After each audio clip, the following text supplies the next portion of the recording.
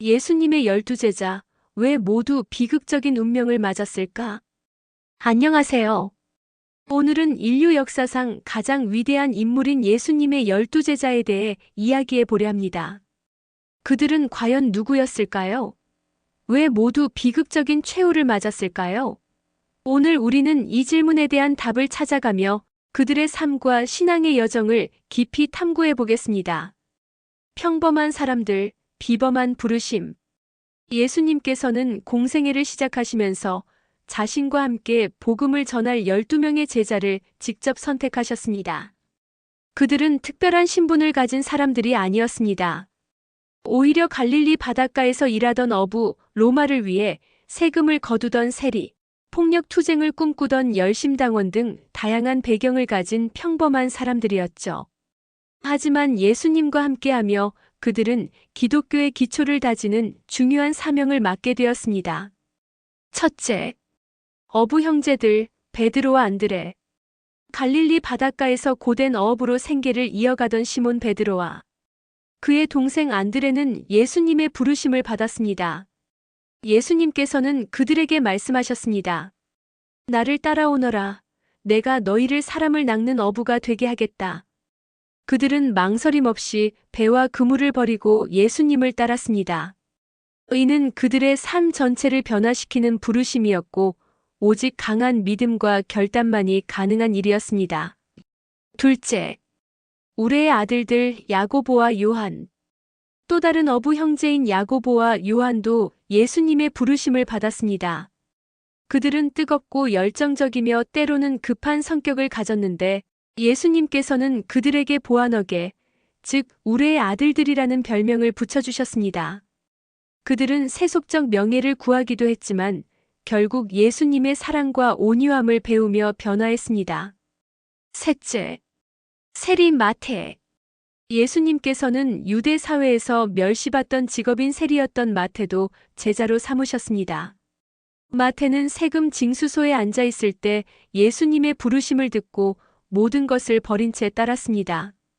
그는 후에 마태복음을 기록하며 예수님이 메시아이심을 증명하는 중요한 역할을 했습니다. 넷째, 열심당원 시몬. 로마 제국의 무력으로 저항하던 열심당원 시몬 또한 예수님을 따르게 되었습니다.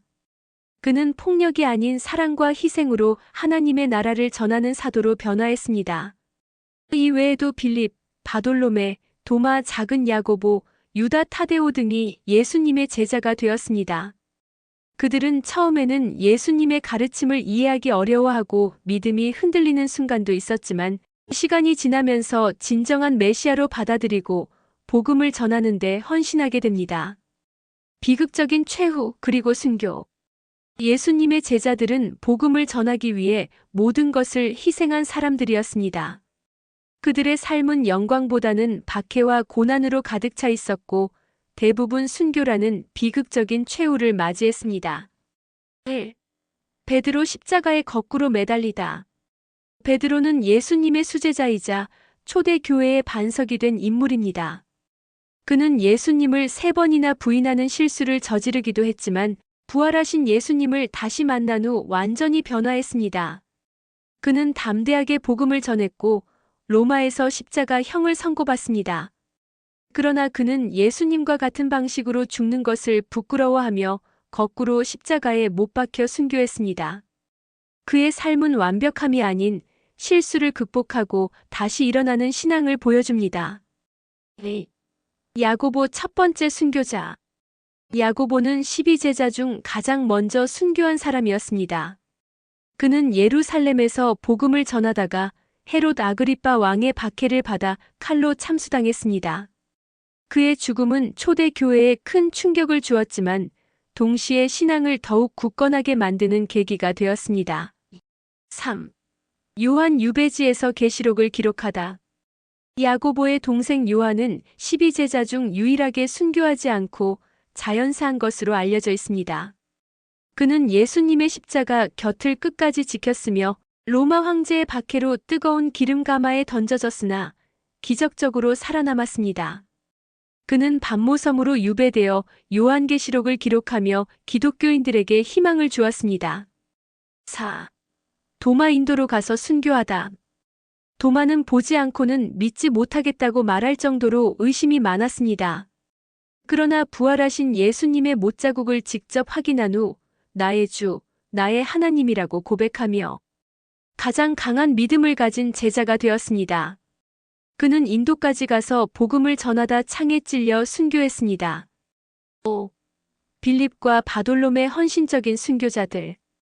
빌립은 소아시아와 그리스에서 복음을 전하다 십자가에 거꾸로 매달려 순교했습니다. 요한복음에서 나다나엘로 불리는 바돌로메는 아르메니아에서 복음을 전하다가 산채로 가죽이 벗겨지는 끔찍한 형벌을 받고 순교했습니다. 6. 마태, 시몬, 작은 야고보, 유다 타데오. 마태는 복음을 전하다 칼이나 창에 찔려 순교했습니다. 열심당원 시몬은 페르시아에서 십자가에 못 박혀 순교한 것으로 전해집니다. 기록이 많지 않은 작은 야고보는 예루살렘에서 돌에 맞아 순교했고 유다 타데오는 창에 찔려 순교했습니다. 7.